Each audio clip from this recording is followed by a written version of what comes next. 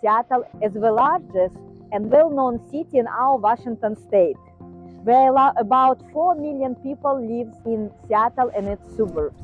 It is the birthplace of globally recognized companies as Amazon, Microsoft, and Starbucks. Today, we will take a look at Seattle and surrounding city, discussing where it's good and most comfortable to live.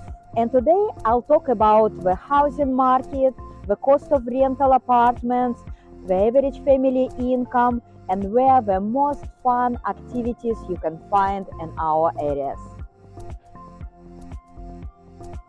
According to 2023 data, the population of Seattle itself is around 775,000 people. However, it's surrounded by many smaller cities and often people choose them to live in.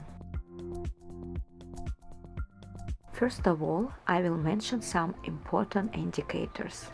The median family income in the city is $9,230 per month before taxes. The average rent for the apartment is approximately $2,300. A little spoiler, it is not the highest amount in rent. I will mention a suburbs with higher price shortly.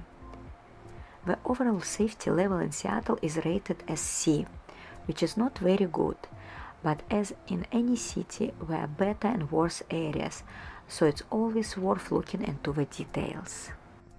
In general, the city is considered expensive.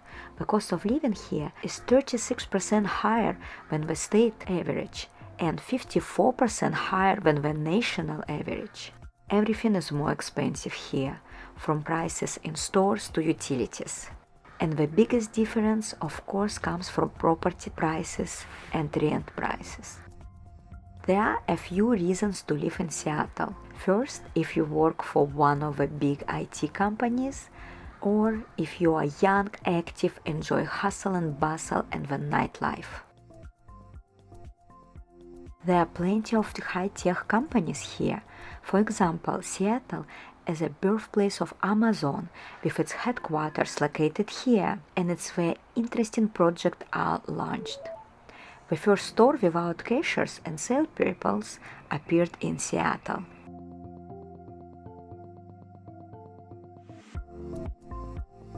And now let's take a look at the neighborhoods of the city. And let's start with the central part of Seattle. This place is perfect for employees of major IT companies. Working there, your salary should allow you to buy and rent housing close to work. But downtown Seattle has its quirks. For example, in the Denny Triangle, there are Amazon offices, but many cafes and restaurants close after the lunch because they mainly cater to the office building hours. A bit better in this regard is the South Lake Union area. Besides Amazon, there are Google offices here, and a bit higher up in the West Lake, you will find Meta offices. Here there is a lovely park by the lake where you can watch ducks and seaplanes. There are museums and cafes.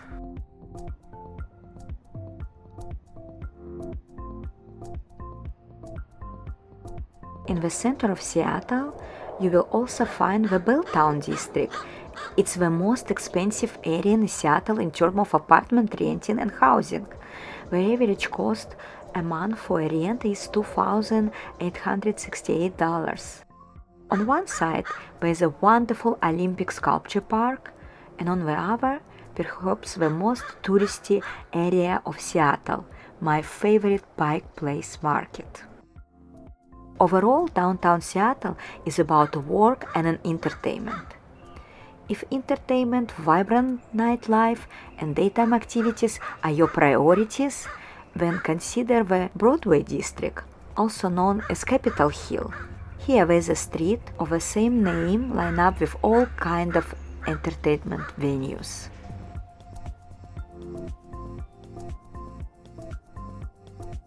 Other interesting neighborhood is Fremont. I would call it youthful, hipsterish, and overall very atmospheric. One of Google's campuses is located here. Among the sites, you can find a Lenin statue here in the central street, or a troll under the bridge. Not far from this area there is an unusual park located in the site of a former Seattle gasification plant, Gasworks Park. The further we move away from downtown, the more we will observe a low-rise America. One-story houses, they called it his Rambler-style houses. Another charming neighborhood, what can be considered part of the central Seattle, is the city of Queen Anne. It's here that you will find Kerry Park, which offers the best views of Seattle. Near the park are beautiful houses, and they are a very popular decoration spot for Halloween.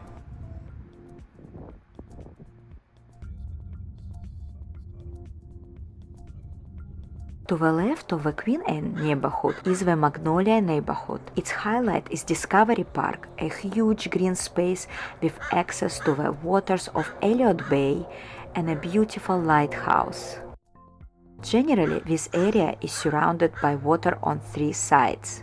On one hand, this provides beautiful views, but on another hand, it leads to the high property prices and transportation traffic.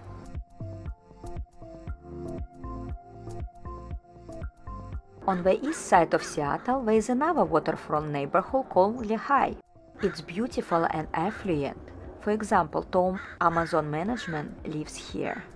So if you are the CEO of a small but highly successful company, you can settle here. Many houses here are inside the gated communities and have high fences. Overall, I want to note that the closer to the water, the more beautiful and more expensive communities are. Now let's talk about the north part of the city. The cost of living is slightly lower than in the central park. Each neighborhood has its own central streets with cafes, shops, and other entertainment. Apartments can be found near these streets, while one- or two-story houses are located around them. Overall in Seattle, the development is quite dense, and driving through the residential area can be difficult due to cars parked bumper to bumper on both sides of the road, because most of the houses was built in 1905, 1907 and has no garages. Now I want to highlight the Ballard neighborhood and the areas around Green Lake.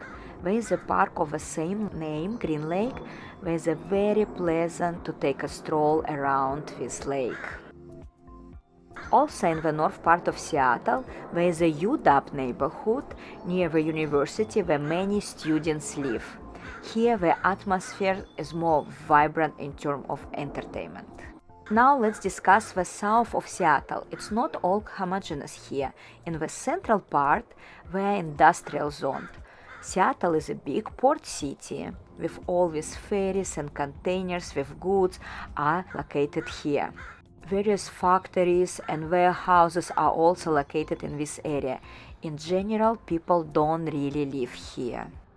To the west and south of Seattle, there is a very interesting district with a slightly relaxed atmosphere called West Seattle. Here you can get the feeling of being on vacation somewhere by the ocean. There is a famous and popular Alki Beach, which attracts not only residents of the neighborhood but also all the Seattle and its surroundings. One downside is that transportation accessibility may be an issue.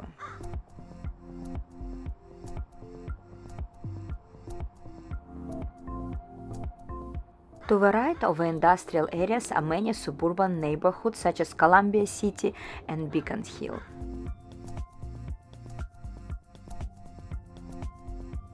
If comfort of suburban life is important to you and you don't have any major financial issue, then I recommend you to take a look at the eastern shore of Lake Washington. Locals call this place Eastside.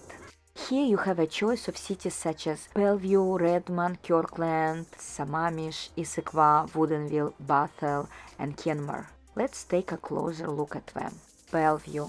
I'll call this place the capital of the East Side. It's a pleasant city of around 150,000 people. It's considered one of the best places to live in state Washington. Free school with high rating. Here, unlike other cities on the east side, there is a downtown with office skyscrapers. But at the same time, there are many private houses. It's like a mini Seattle downtown, but safer, more comfortable, and more expensive. The infrastructure of Bellevue is well developed with cafes, restaurants, theaters, mall, nightclubs, and many entertainments for kids. The city is located between two lakes. There are plenty of parks and green areas for walks and hikes. Bellevue also hosts offices for almost all major companies such as Microsoft, Amazon, T-Mobile, Expedia, etc.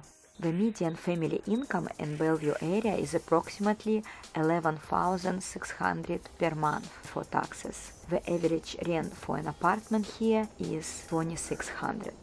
The population is very diverse in terms of nationalities. It is a melting pot. Overall, the city is great. I personally like the combination of urban activities and nature. The main downside is its cost of living. However, if your salary allows, definitely consider Bellevue as a place to live. You might even become the neighbor of Bill Gates or Jeff Bezos. The next city is Redmond. This is the city where I live. In 1986, Microsoft's headquarters moved to Redmond, leading to the construction of a huge number of buildings in infrastructure. The company has 83 buildings and more than 50,000 employees work diligently in Redmond. As for population of Redmond itself, according to 2023 data, it's around 79,000 people.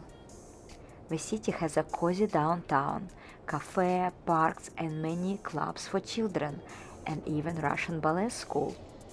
In general, you can find everything you need for a comfortable life here. There is a lot of forest in the surrounding area. Everything is clean and tidy and nice. There is no huge skyscrapers like in Seattle or Bellevue.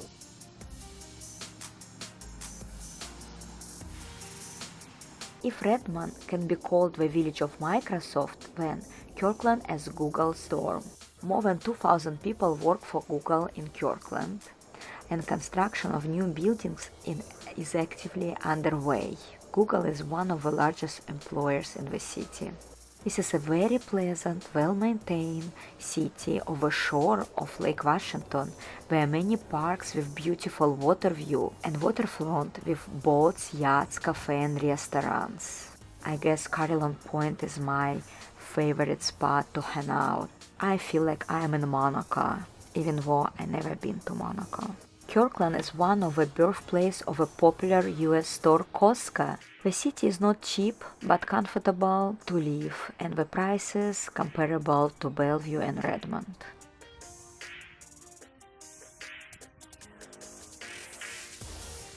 Additionally to Eastside, there are several other cities that are similar in structure and prices.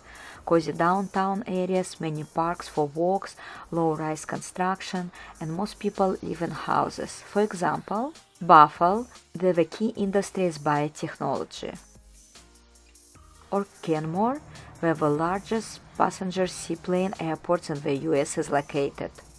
Or Sammamish, a city with the highest income, a lake with a beach, and bears to visit people in the backyards. Or Issaquah, a city that can be considered the gateway to the mountains because of its location. Lake Sammamish is also full of wildlife, such as bears and lynxes. Or Woodinville with its wineries and breweries.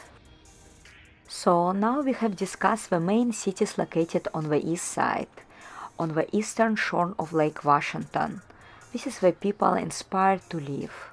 Comfort, cleanness, relatively safety, children's club, decent school, all surrounded by park. One of the downsides that these cities has a high cost of living. To live comfortably here, you need a nice salary. And the main expense here is of course the prices for housing and your mortgage payment.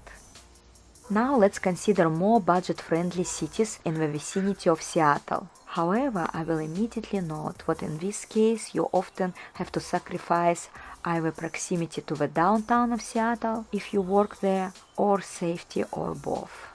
To the north of Seattle are cities like Shoreline, Edmonds, Lynnwood, Mill Creek, and others.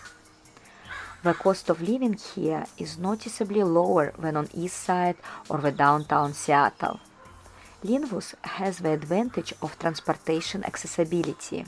At the moment, an above-ground metro line is being built.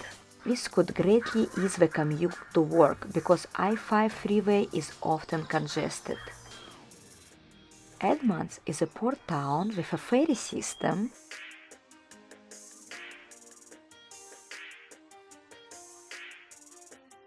Mill Creek is another small town with basic infrastructure, with an interesting store with a good selection of fruit, vegetable, fish and meat, which actually I love and visited often. Many of my happy clients bought houses in this city, like Mill Creek, Woodinville, Lynnwood, and very happy there. But this city may be a little bit simpler than Bellevue, but school ratings are still nice and cost of living is lower. Let's take a look to the south cities, like Renton, Newcastle, and Kent. Renton is a nice city, and many Boeing employees live and work there, as well as Blue Origin's employees. Renton has good infrastructure, places to work and eat, and shopping malls. If you work at Boeing, then this might be your option. But if you need to commute to downtown Seattle, you might have a traffic jams.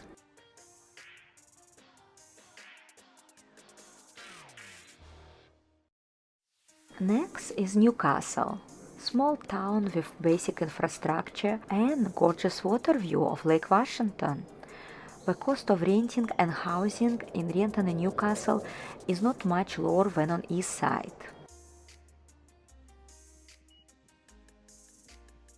South of Seattle, Tequila, SeaTac, Burien are clustered together. Further south is Tacoma. Tacoma is actually quite an interesting city. There are various museums and parks. In addition, I want to notice that Burien, SeaTac and Des Moines, you might have a noise from landing and taking off airplanes. The cost of buying housing and renting in Tacoma area is much lower. For example, you can rent an apartment for $1,600 a month. But of course it's farther south from all the downtown Seattle and all the main activities. If you are looking for something even cheaper, consider the Olympia area, the capital of our state. And it's a smaller town, but it's only like 10-15 minutes drive from beautiful waterfront and waterfront restaurants. With fresh oysters and fresh seafood all year round. I love it. In any case, when choosing a city, assess its cost of living, safety level, distance from work, infrastructure availability, and how well it fits into the pace of your life. You will find useful link with prices, information of city and neighborhoods in the video description. So everyone, I hope now you have a better idea which area would you like to live in our state or maybe spend your weekends. Do you prefer more suburbs or downtown Seattle? So please subscribe to my channel. I am very happy and appreciative to see your comments and questions. And if you have any real estate needs, I would be more than happy always answer all your questions. So don't be shy, call me, email me, text me anytime. Bye.